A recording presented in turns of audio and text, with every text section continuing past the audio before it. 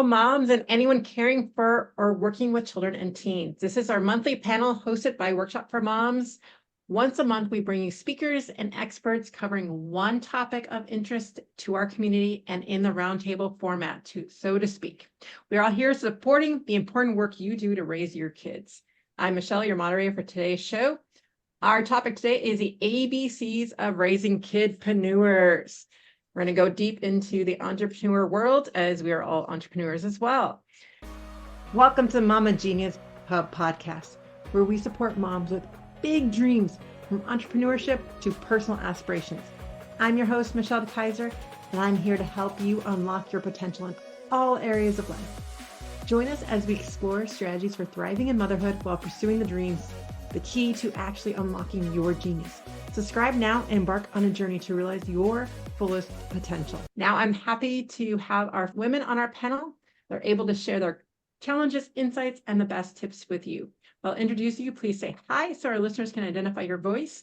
And I'm also going to ask you to repeat your name anytime that you answer a question throughout the panel. This will be on the Mama Genius Hub podcast when we start season 2, which will be coming out in May. So, ladies, thank you for joining us on our discussion.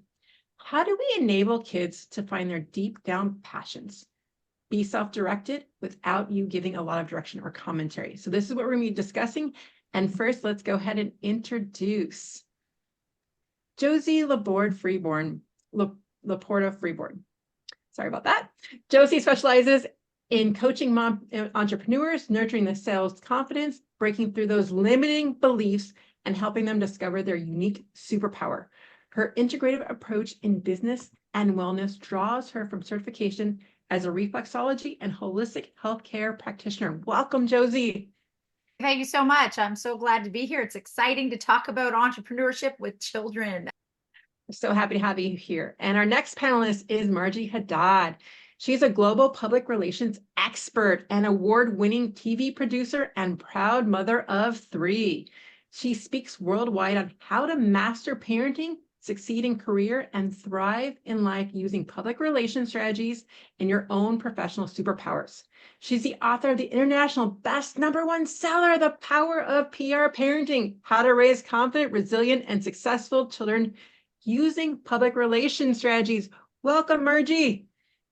Thank you very much. It's a pleasure to be here. Very excited about this topic today because at the end of the day, we all have little entrepreneurs doing their thing at home. We just need to help light that fire and stoke that fire. And we're going to talk about how to do that today. We're so happy to have you here today. And we also have Willa Doreen LeBlanc, who is a school reading specialist of 33 years, helping parents get services for their children even when they're supposedly not available. Her story is appealing to children struggling with reading as she grew up undiagnosed with severe dyslexia, which impacted her entire school experience. Wanting to go to college with no one predicted it was possible. She earned her bachelor's and master's degree, and she's here to show us how it's done. Welcome, Willa. Hello, everyone. I'm really excited to be here. And then if I tack on my public school system and my medical, it's over 50 years. I think that's why I'm sick this last week, is I'm feeling old. Oh, over 50 years. Anyway, this is one of my favorite topics, empowering moms as well as children. Yes, it really is. It's all about the empowerment. And Ren Roberts knows nothing less of that. She's a transformational business coach, certified in the mindset of silent counseling and Be Set Fast Free Fast. As the creator and CEO of Financial Freedom and Joy, she teaches women tech skills to be successful as online entrepreneurs. Welcome, Ren. Hello. Happy to be here and share more financial freedom and joy, helping our kids to achieve that too. And we also have Tracy Cheney, who was a California State Elementary Art Teacher of the Year, has worked in 14 schools and taught thousands of kids.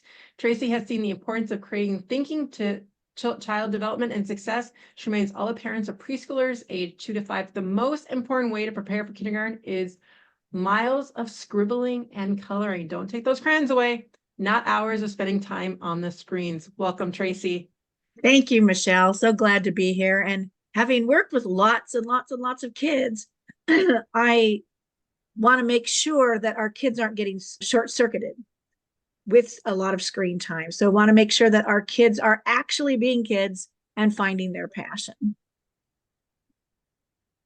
So welcome, ladies. I'm so excited all of you are here. I know this is going to be a great discussion because you know what? It's all about inspiring our kids. We as moms want to inspire that. Though I'm going to put a little twist on this just to get us started, because I had this thought recently, was that it all starts with them having a role model to look after. And I actually posted this in my Facebook group, this comment about, at one point, our parents had the same dreams we're having for our kids right now. And so that kept perpetuating further and further. But if we don't stop the line and make our dreams come true, which is why I'm excited to have all these entrepreneur women in the midst right now, because it's really about going after our own dreams, setting that role model for our kids to have that aspiration launch from. And I have lots of stories to share with that as well. But I just want to throw that out there. What are your feelings on that as moms? Because we've been in a position for a long time where it's been about the needs of the kids. And then at some point that we go from having those kid dreams to all of a sudden our dreams stop to make sure our kids' dreams are fulfilled. But how do we maneuver those two ideas together to make sure we're inspiring ourselves and our kids? This is Josie here. I'd love to comment on that. I have two children and their ages are 10 and 11 now. And for the last several years, ever since our global world changed, I became a homeschooling mother. And I did that for 2 years. My business that I once was working out as a holistic healthcare practitioner in reflexology, skincare, aesthetics.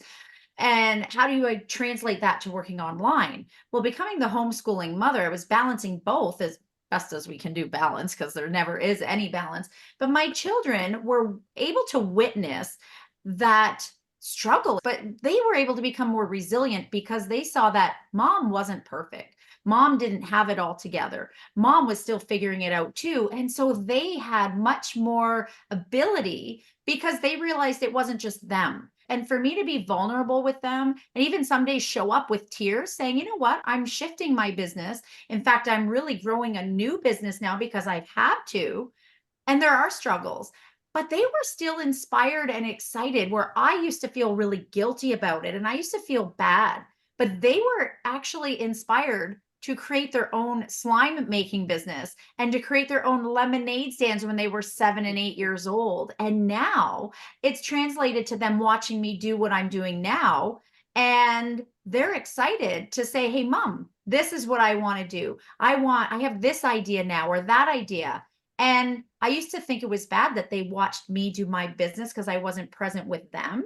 But in reality, it's that role model that they actually saw the struggles, the triumphs, the challenges. And now they actually celebrate me when I get a new client or when I have something going on, just as I celebrated them, saying, good for you. You raised $400 with your slime lemonade stand. Their unique selling proposition has 10 and 11-year-olds, or at the time, 7 and 8-year-olds. So I think that role model is key to give and to be vulnerable and to let them see the ups and the downs. I love that so much. And I think that actually is what kind of inspired this question, because I was struggling with the whole idea of entrepreneurship. And I look at my son right now, who wants to start his own podcast, who wants to start his own microgreen business. My daughter wanting to write her evil pumpkin stories. And I think the evil pumpkin stories might have still existed, but I'm not sure about the stuff with my son. And I start to second guess myself going after my own dreams. Like I should have spent more time developing or putting into them, or not taking away, or whatever it is. But I think the more that we come together with women such as the ones on this panel, we realize that that is so not true and so far from it, because then they're not seeing what to strive for if they're seeing that. Because I mean, I look back at some of us maybe looking at our parents or things like that who might have not feel fulfilled in their dreams, thinking it's always about the kids. And so really I wanted this episode to be guided that it's really about the joint. How do we merge that together? Because it's really about our dreams and their dreams merging and supporting each other as a family unit, not as this independent idea, is where this is coming from. I If I may interject, because I think that everyone has said such very important things. This is Margie speaking for anyone who's listening. So I've been in public relations for 30 years, and before that, I had another career as a journalist. And one of the important key skills to, I think, anything in terms of entrepreneurialism is really good telephone skills and really good writing skills. It's a common denominator for just about every profession out there. So, like Josie was saying, and Michelle confirmed, role modeling, leading by example is very key to show how. So, even something as simple as calling the pizza place to order the pizza, or calling whoever it is, whatever service person, something like that that your kids can help with.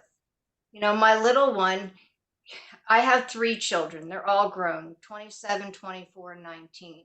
And my youngest she's been appointed the person who always calls, for the pizza on pizza night. So she's the one who doesn't have any issue calling anybody if we need any kind of help. You may have heard me tell this story before, but in first grade, you start to lose your teeth. It's also the year in first grade where you learn sentence construction. So at our house, we made this into a fun ritual ceremony of writing a request letter to the tooth fairy. Because they saw me writing all the time, because they saw me talking on the phone all the time, they not just, it wasn't so important what it was about, but they heard the words, the tone, the delivery, the expression on my face, my body language. And all these things contribute to success in entrepreneurialism. So whatever their interest was, they knew that they could say, Mom, I have an interest in this. Can I give it a try? And generally speaking, the answer was yes. So then they would give it a try and they would take it as far as they could go. I stood out of the way, let them do their own thing, because they had enough of a demonstration at home to take the ball and run with it. And if they succeeded, fantastic. If they had a limited amount of success, great too. If they totally tanked, hey, great learning experience to either try again or redirect to something else that might also attract their interest. Well, I'm I going love to, how you. pardon me. Oh, I was Go, just going to Tracy. piggyback on something Margie just said about letting them fail. I think that is one of the most important qualities. It's feedback. Okay, it didn't work that way, but you're involved in something that you have no idea what's involved or how it's going to play out or what the ending is. Being able to fail. And I just want to caution parents, having worked with thousands of kids, that means thousands of parents also, that this thing of being a helicopter parent or having to rescue your kids or not smoothing out all the bumps in the road doesn't actually help you to have an entrepreneurial spirit. Somebody's going to come to your rescue, or we stop when it gets hard. And as everybody here knows who've started their own businesses, there's a lot of that coming up to bumps. And we need, as part of the learning process for kids and what we allow as adults, is to be able to let that happen, process it with them. But just how many creative projects get sent home for homework and it's the parents doing it? And said, we're not just saying start your own business there, follow your passion, but you have a project and it's completely not just managed by the parents, but also doing the work. I mean, not the parent. What did Yeah, I let just the say? parent get it and Let get their the own grade. child do it. And if you want to try to guide, you can say, well, this is one way to do it. May I show you another? And then you work in partnership. So there's always a success, even if it's a tiny success, because your child is learning. And then there's also the preparation and the debrief. So if things go great, what went well? If things didn't go so well, tell me what didn't go well. What would you change? What would you do differently the next time? Because there's always a next time, and that's resilience, and that's core to inspiring entrepreneurialism and to try again and again until you get it where you want it to be. I'm not going to call it right. I'm going to say how you see your vision. I want to jump around to each panelist and ask this question. How do you define failure? So I want each of us let's define this for everyone. We'll start with Ren. Ooh, failure. That would be, I like it actually to reference a book that you shared with us at a prior one, and your women's circle was Worthy. And so in Worthy, they were talking about how a family embraced failure as sharing your failure around the dinner table. And so I think that's the view of failure usually is like a hiding, secretive, I don't want to show this negative part of me. And so this was the idea instead of failure as you are going for your goals, and the failure is a sign of progress and growth and risk taking. And so that's the difference of what failure could represent. And I'd say only a fraction of the people embrace that essence. And we'll just go around the order, Willa, but I did want to bring up, Ren, that the family you're talking about was Sarah Blakely. And so she's the creator of Spanx. And so she would not have even had these ideas or be able to go through with her creation of the company if it wasn't for the way their dinner table had impacted. And it wasn't even that failure. I don't want to give my definition. We'll get to mine last. I have so much to say in terms of following up. Critical for my program that I've been doing for, 34 years is the child is the CEO. So when you ask a child, do they want to be the boss of this program? I've never, ever had a child say no. Now, the essence of making them the CEO, I have to, of course, have a talk with helicopter moms prior to this, but the essence of that is by being CEO, there's a certain accountability. Once they say, yes, I will, be the CEO, and whether or not it's cleaning up their room or whatever project it is, they are the CEO. It's the accountability. So when something isn't working, then I'm there as a resource person. Mom and dad are there as resource people. And I always have somebody else helping the child. That's another magic of my program, is not mom or dad. There's somebody else. The child chooses who they want to work with. So the essence is you step back. And that is the hardest part. I've never been a parent, and I always say to my parents, I am not an authority on parenting, but I am an authority in terms of stepping back in the classroom as a teacher, and once you step back, they're not doing it for you. They're doing it for them. It's their baby, right? And so the pride comes in. And then as far as passion goes, I've done a screening test of Janet Atwood's passion test. I don't know whether you're familiar with Janet, but both mom, dad, and the child do portions of that passion test. And so when you share your dreams with your child, present and past dreams, it really means a lot more, And then as far as failure goes, Tracy, you said it. What did you say? We established some more information when it didn't work. So we got information from that. Well, let's build with that information and try something else. Especially like when my kids are trying to figure out how they learn. Okay, if you don't learn that way, let's try something else. Right? Yep. So I'm a, big one on, just trying out things. Like you said, Margie, and you just build what did they say about Einstein and the light bulb? Edison and the light bulb. He didn't fail whatever 100 times. What's that expression? Anyway, he had so-and-so attempts, right? 9,999 ways not to make a light bulb. Thank you, Tracy. I knew you'd do it. Yeah, that's right on. Yeah. Yeah, same difference, by the way, for Milton Hershey.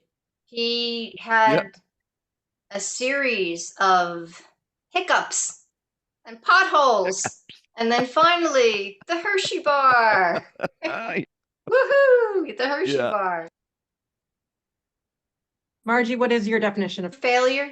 True failure is when something just doesn't work. Period. There's nothing you can do, say, you can do triple backflips. It's just not going to happen. Time to move on. That's it. That's a failure. But again, you learn from each failure, like, why didn't it work? You know, if I had, sometimes there's absolutely nothing you can do and it's out of your control. And if it's out of your control, Yes. then don't sweat it, because there's only Yep. so much someone can humanly do. Mhm, And mhm. sometimes you can't even get a who for the how to make it work. So you just have to let it go.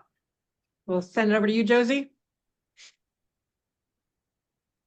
Yes, the word, that 4-letter F word, FAIL, yes, it's real. But I also tell my kids it really doesn't exist, because that is an opportunity. We look at failure as an opportunity for growth, an opportunity to put on our critical thinking hats, an opportunity to try to find another solution for what we're trying to do. And in reality, if there really isn't a solution, then we've learned something. So it's actually been an opportunity for learning as well. And I always like to say the FAIL, find another idea lovingly. I'm like, Yep. fail is part of life. Yep. Failure is a part of life. And it's actually something that we can embrace. I mean, that's part of what I teach too, overcoming these limiting beliefs of our mind. And by Mhm. looking at failure as an opportunity and a positive thing, doesn't mean we have to be sad and live in that. We can be sad, but we don't have to live in that. We can be frustrated. We don't have to live in that. So if we just frame that failure as I'm finding another idea lovingly, accepting Mhm. what has happened and move on. Otherwise, we wouldn't have the light bulb or the Hershey's chocolate bar. Yep. And Tracy? It's data. Yeah. And it Yeah. tells us, okay, this didn't work, but that's also giving us an opportunity to embrace another skill, which is problem solving. Rather than everybody's talked here, sometimes you just have to let it go. We are problem solving. And that's the skill that try it a different way or drop it, whatever Mhm. it is. But we got there. We got to that point and could make our decision from there rather than we didn't try. Another part of failure, I think sometimes, because I see it a lot in children, is perfectionism. So I had a really set way and it didn't work and it failed.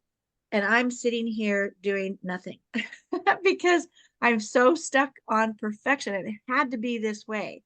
So, as parents, trying to back up why your child is feeling that way, think didn't turn out right, rather than, we take on that emotion into ourselves, rather than saying, looking at the work or looking at the project or the little business, whatever, and saying, that's on that.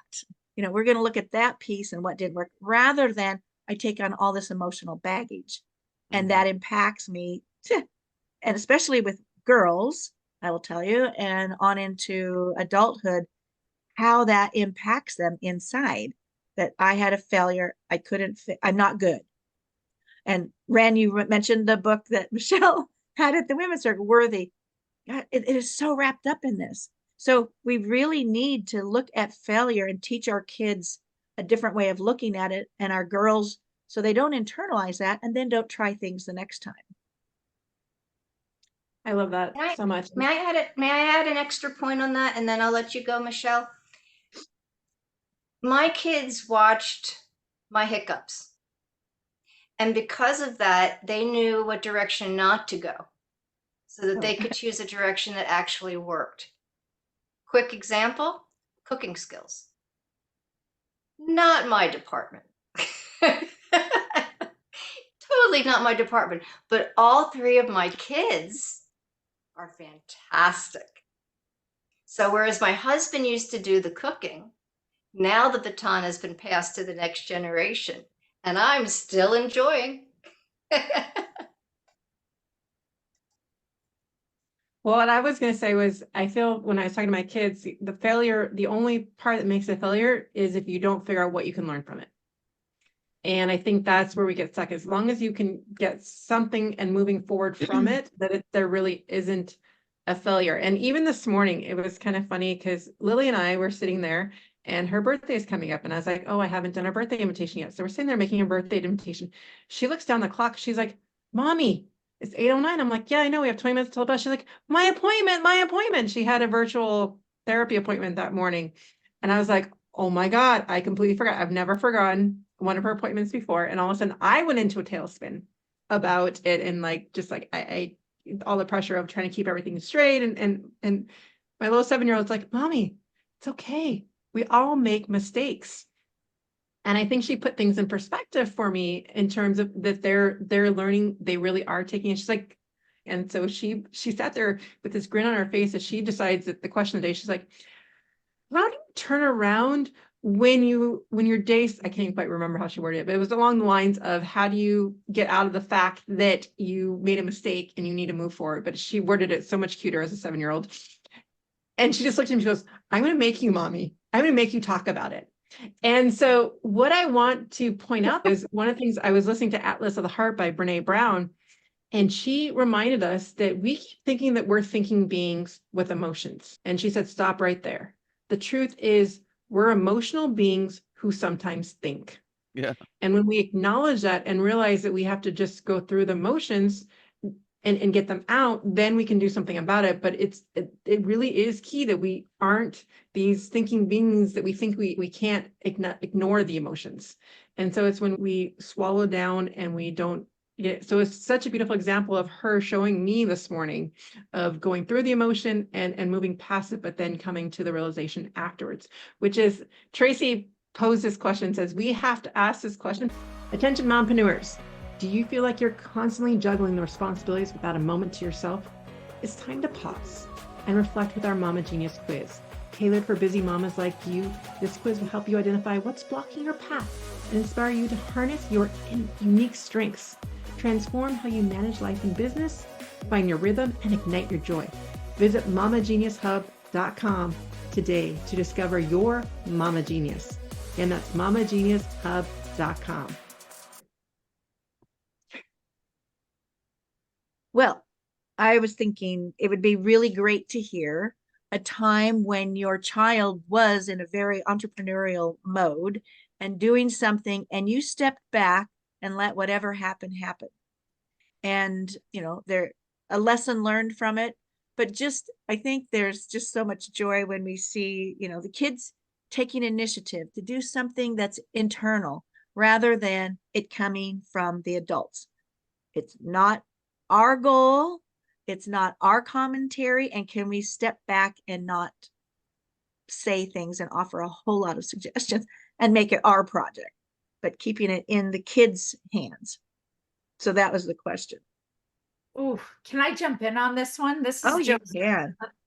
it got tingles down my spine when you asked that question. I was like, oh my gosh, yes, because I'm more of the parent who will step back. Although I want to have the fun with the kids when they're doing everything. But my husband, and I'm going to give you the premise of what happened. My husband is not in this sense. I mentioned earlier about my kids' slime making adventure.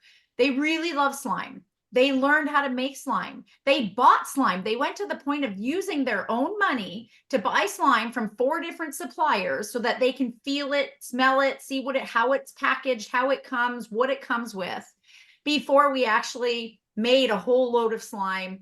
And when I say we, I'll tell you what I mean about that in a minute, because I bought the packaging for them, right? I have the Amazon account. So that was my role, buying the packaging for them. In the activity of creating their perfected slime, they had some friends come over and they created their own production line. And I was like, okay, dining room tables all covered. So we have glue, we have some little things that they're going to put in their slime. They made textured slime, they made aromatherapy slime, they made all these different kinds of slimes. And then they had food coloring. Now my kids knew, because of their testing, they were scientific family too. You got to try it first, right? So they did all the different testings, and they found that they needed only like maybe 1 drop of this gel coloring that we bought, but they forgot to tell their friends that. And so when they were making the slime, and I even said, make small batches, it comes out better. Like, they knew that. So my kids and I had that discussion. But when their friends came in, I stepped back and I said, you know how to do this. You direct your friends. I admit I wanted to come and say, no, don't do that. Or, oh, remember, only do that. But I stepped back, and he's a teacher. And I said, no, sweetheart, this is theirs. You need to step back. And I said, honey, learning is messy. You're a teacher, and I understand you have a classroom, you're a music teacher, you have, certain, but I work with a lot of little people, and learning is messy. And the best part of messy learning is cleaning up your mess afterwards. So we have to let them experience the whole thing. And then to know when your production line went wrong, or when your employees maybe they used too much product. So now it's costing in the margin. So we turned it into a financial literacy activity as well, because in the end of it, we looked at how much everything costs. We looked at the waste, right? By having people who weren't really slime perfections helping you, we had a lot of waste. And in the end of it, my husband said, thank you for holding me back, because I just saw what I could help them not do, like not make a mess or do better. And let them come to us saying, you know, Mom, that didn't work out very well. What do you think I could do better? Or better yet, Mom, that didn't work out really good. So next time, I think I'm going to try this. So the whole journey was from mess to miracle. It was a miracle. We got all the slime made, packaged up, sold, and they made $400 and donated it to our local humane society. And then they added, value added. They gave away books. It grew. It started from slime and it grew. Let's sell lemonade with it. Let's give away books. What is your product? What are you selling? How can you give value added? And just by stepping back, we come back to the role modeling. They saw what I did and they duplicated it in a very messy, slimy way. Oh, right here. That is such a fun one. I love your story, Josie. Oh, my daughter had kind of a similar thing. She was homeschooling during the pandemic. And so there was a homeschool craft fair put on by kids for kids.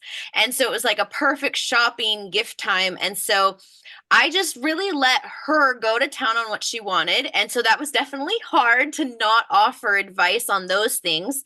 And so with her, so she decided, which was brilliant, that she wanted to sell snacks there to all the hungry kids. And she knows that kids love junk food. And so she came up with it. And she also knows about margins. And so we went to the dollar store so she could stack up on really cheap supplies and make more of a profit. And then, put her list in for some stuff that she wanted at Costco and things like that. And so then also, because she was making it a for-profit venture, then okay, at the end, we deducted how much did it cost for those supplies. So that went out of her profits to pay that back.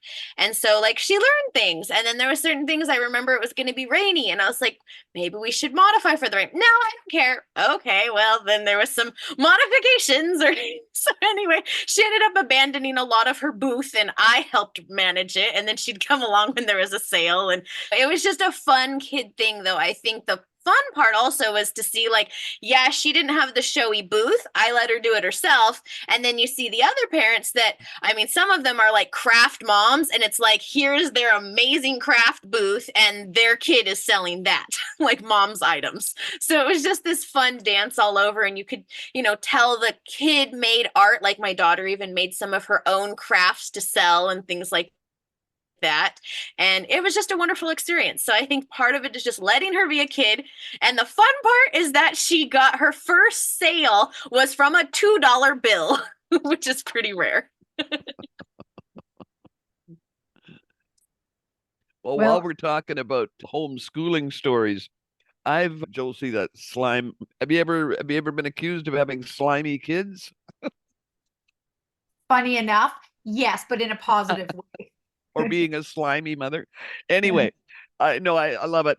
And my homeschoolers, I've worked with probably thousands of them over the years, a lot of homeschooling moms and dads. And I find them to be, okay, Josie, I know how your kids are learning from your role model, but with or without a role model of an entrepreneur as mom and dad, my kids tend to be just natural little entrepreneurs once you make them boss.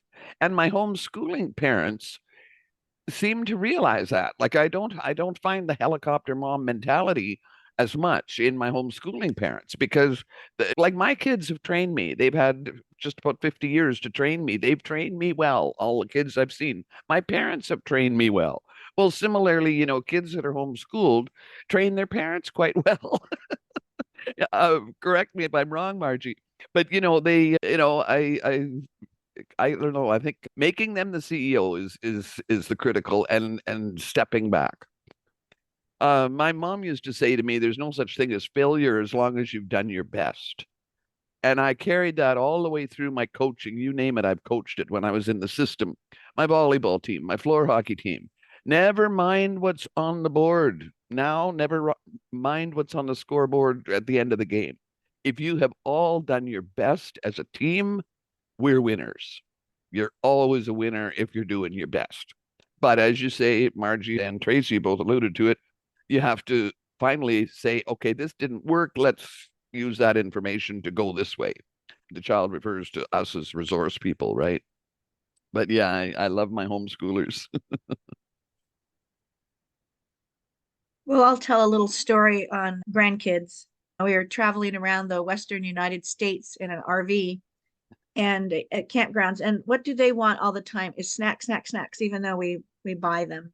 But every park, they want to go to the gift shop and buy stuff, but food. And I said, you've had your allotment, they've spent their allowance. What else can you do? So we're in a campground at Zion or Bryce, one of those in Utah. And they are fourth grade and first grade pondering how they're going to get money. And they decided they could set up in the campground, they could set up a used toy market. So they went through all the junk that we brought along that they didn't need to play with anymore and set all that up. And as every camper would roll in, they had their table set right there so they could see them and wave. And my grandson was an extremely friendly child. So then he would go pedaling from campsite to campsite. Do you want a Spider-Man? I mean, and we're talking retired people. And the retired people would be very nice about things. So they'd whipped out the Barbies, all this funny stuff that they were selling. And I think they may have started making stuff too. And then, they'd catch you at the end as you were going out of the loop the next day. They'd make sure that they were all set up there to, maybe you would stop your camper and buy from these pitiful, dirty little children. Anyway, they did make money. And as soon as we were at Yellowstone, in the gift shop, spent it all, but it was theirs and you couldn't. And part of it was, if you earn it, it's not to have commentary on what they could spend it on. That was going to be choice. And if they blew it, then now they had sold all their toys, so they were going to have to come up with something else. But anyway, that camping toy market was, to me, just one of the most hilarious things. But around the group here, did we all get our start selling Girl Scout cookies? I know I did. No? And yep. And in those days, we went door to door. And, my first thing was 105 boxes of Girl Scout cookies at 50 cents a piece. So, now the parents sell them, right? The kid who wins the prizes, their dad took it to work and sold it to all of his coworkers. But back in those days, you had to do it yourself. And I love seeing that. I've got my Girl Scout mints sitting on the counter that we haven't finished up yet. But, that is the start for many girls, that you can do this. And sales is a very hard part. I've got to admit that I hate it selling Girl Scout cookies. And I also went to Catholic school where we had to sell candy bars. And I hated being that person in front of the store selling candy bars so much that when my kids came up, and at first it was Girl Scout cookies for Bella. No, actually it was popcorn for Liam with Boy Scouts.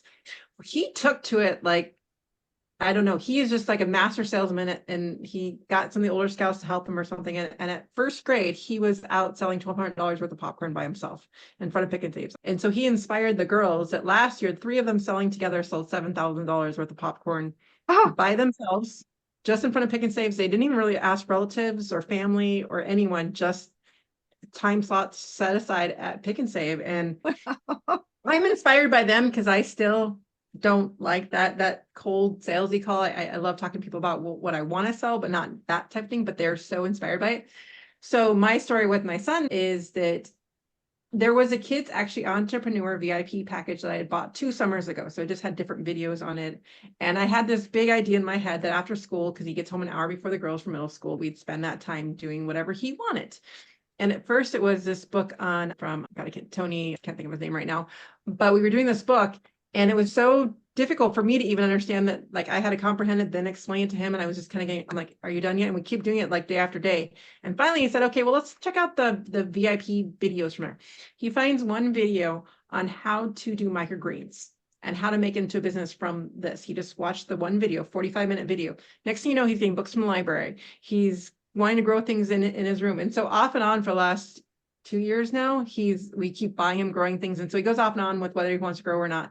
But 2 Easters ago, during the Easter egg hunt, we do a neighborhood one. He actually, I didn't even know he was doing this. He brought samples of his sprouts to all the moms of the neighborhood so he could sell them that summer. So he got 2 customers from that, and he was selling sprouts through last summer to them. But I didn't even know him going, is Liam still doing sprouts? Because I never got to do it last summer, but I really want to. I love those. And so he's already got a future customer for this summer. And so it's amazing what they do when they put their mind to it. He sees me doing it. He didn't want to do it. I'm like, that's fine. I ended up doing my first podcasting workshop, and I didn't have very many people coming to it. So he decided he wants to join the workshop. So he joins the workshop, and Willa was in there as well that night, and he's part of the workshop. And after that point, he's like, okay, I'm ready to do my podcast. And so he's working towards it. He's already done his first interview. He's editing the way he wants. I'm trying to keep hands off, but it is called Kids Healthy Missions. And my husband and I were out buying stuff, and we found all these stuffed vegetables at Big Five Below. So I bought them all for him, and I put them in a bag for him when they got back from they were at their grandparents' house. Right now, he's earning each one of them. He has a picture of him just hugging all of them because he loved them so much, and he wants to create still live videos of still frames for the podcast, video podcast version of it. But it's amazing what they can do when we do take the hands off. My whole point to this whole story is introducing them to different things, but not pushing. And so like he had the idea of the podcast, and whether he continues with it or it does actually become something, it's like, I just keep asking, do you want help with it? No? Okay. But I'm here. I have this amount of time in the day. If you want help, you have my help. You don't want it? That's okay. But I think it's more coaching and guiding and just giving them different ideas and opportunities. No hard feelings. Just move on to the next one until they find something that they can latch onto and feel inspired by. And that's what the whole point of that long story was. Yeah. And Michelle, as I say to my kids, free to be me, like you're the boss, you're the CEO, but you're also your number one. You're free to be me, just let it loose, share your ideas and come up with an idea and do it. We're here as resources only. So speaking of resources, Willa, we had inspiration staring the kids smack in the face in our front garden in the form of a lemon tree. Mm-hmm. So you already know what I'm going to say, right? So, Mom, can we have a lemonade sale? All 3 of them at one point with their friends. And we have fold-out tables. So I would help them put the fold-out table on the street. And everything else, I said, you are welcome to have your lemonade stand as long as you take care of all of it and you clean up all of it. Mm-hmm. I got nothing to do with this. And so they did. And they had a wonderful time on the journey and the process of creating their product and putting it outside and creating their sign for advertising. And then they discovered the whole challenge of supply and demand, Mm-hmm. because we have a rather quiet street. So as all of you were making money to donate, they were discovering that you can have a fantastic product, but if you don't have buyers, then you're going to eat that product. So we had a lot of lemonade that week, which was a really good lesson. Yeah. Now, but they had such a good time with the journey that they also had aspirations to, this was actually kind of cute. This is back in the days when iCarly was popular on TV. I don't know if you remember that show. Yes. And they decided, one of them said to me, Mommy, I want to audition. And I thought, all right, well, I'm in PR. We do marketing videos. I've hired actors in the past for certain corporate videos. So I found out who the reputable child agent was. And I told them that we will do this until you each have a success. And I told them it's very difficult and you need to know you're going to go and compete against a whole lot of people. They said, we still want to try. So I really didn't do much other than taxi drive. I was the taxi driver. And they each had an opportunity to either be in a commercial or in a TV show. And then once they had the opportunity, I said, that's it. Because I wanted them to have the experience, enjoy the journey, know what success is, trying and making friends, but not getting apart, trying and getting apart. And then once they all were able to check the box, I said, if you want to pursue this as an adult, please do. But the child adventure is now over. A couple of years later, after my son was in the military, as was my older daughter, and after the military, both of them took the reins, the horse reins. And as an example, my son decided that he likes to write music. And he wanted to cut a record.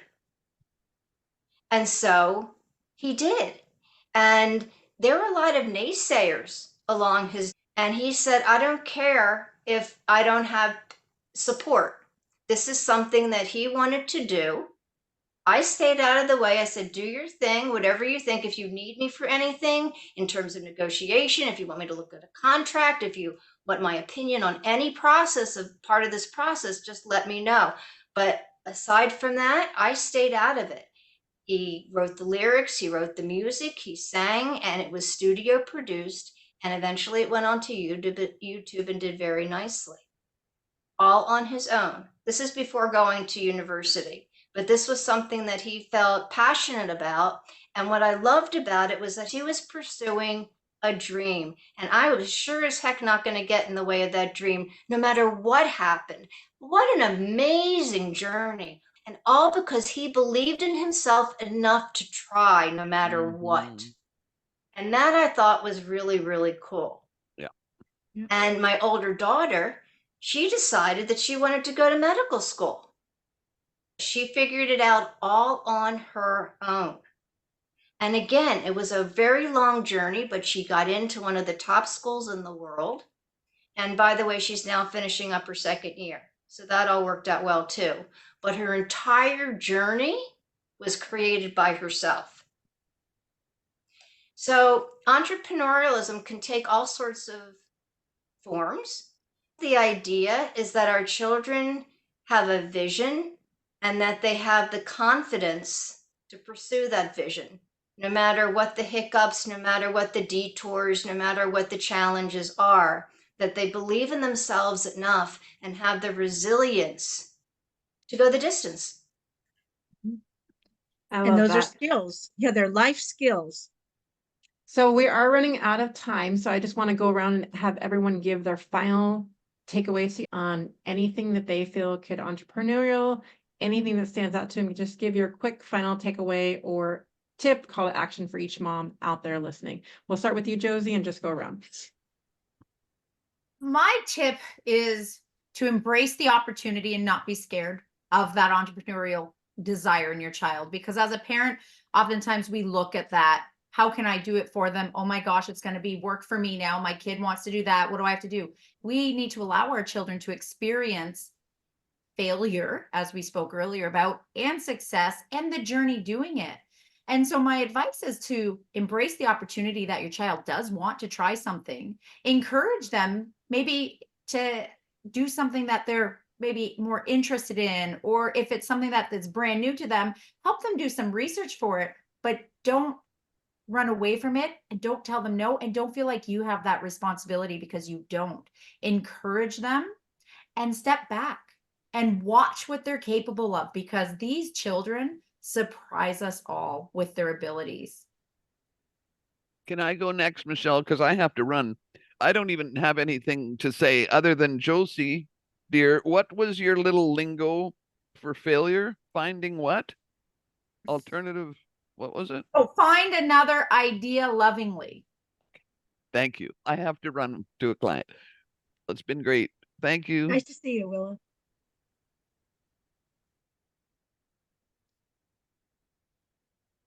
So this is Margie Tracy. wrote, Okay, so this comes from the teacher in me, not the parent and grandparent, but we cannot, I cannot emphasize enough how all this screen time is sucking our kids' spirit. I want to say that. You know, kids are naturally very interested in many things.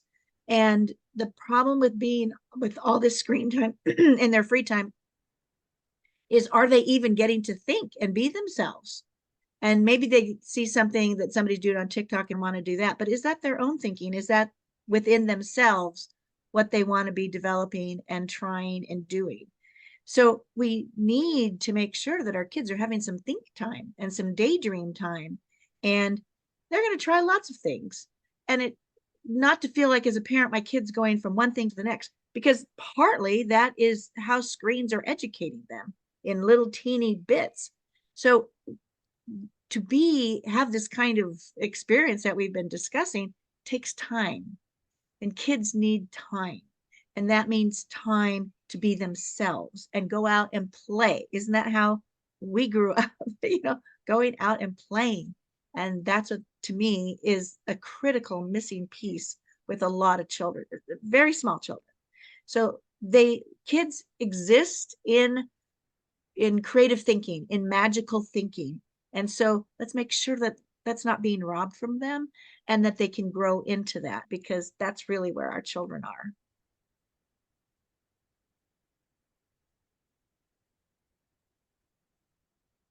My final point is inspire and encourage the dreamer in your child. Whatever his dream or her dream is, let them go for it, because you never know what the possibilities could be.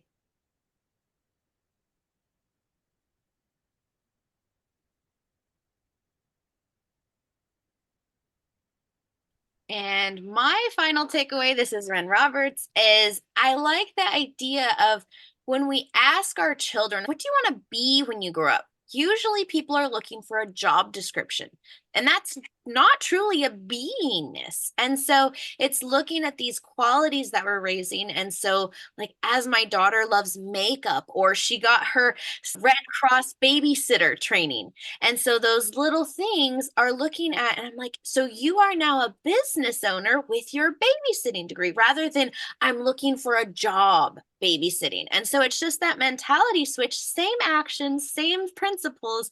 And it's looking for, what do you want to be? Flourishing, happy. And those are the things that we bring out. I want to circle back and thank you everyone for joining the panel today. And I just want to circle back to how we started this conversation with being the role model for your child, and really finding that way to merge the dreams together, and not necessarily living vicariously through our kids, but merging our different dreams and supporting each other in making those dreams reality. Because you, mom, have a genius inside of you that needs to come out, and your child has a genius inside of you to come out. So we want to marry that together, support it, and bring the genius out in each other, inspire each other. Just as my daughter inspired me to realize mistakes are okay, mom. You made it today. We have to keep that message going on and reminding each other, because we are emotional beings. And we need to work through the emotions, not suppress them. And so the more that we do that, the more that we're able to do that together. And it's all about just creating that supportive environment where we're experiencing our dreams together. Thank you for joining me today on the Mama Genius Hub. And by the time this airs, it will be Mama Genius Festival coming May 13th. And I look forward to having you all join us in the Facebook group for that. I'll see you in the next episode. Bye, everyone. Thank you for joining us in today's episode of the Mama Genius Hub podcast. If you found value in our conversation, please share this episode with another mama who might benefit. Sharing helps us build a supportive community and reach out to more mamas like you. After all, it's more fun when we do motherhood together. Until next time, stay motivated and continue to pursue your dreams as you shine in your genius.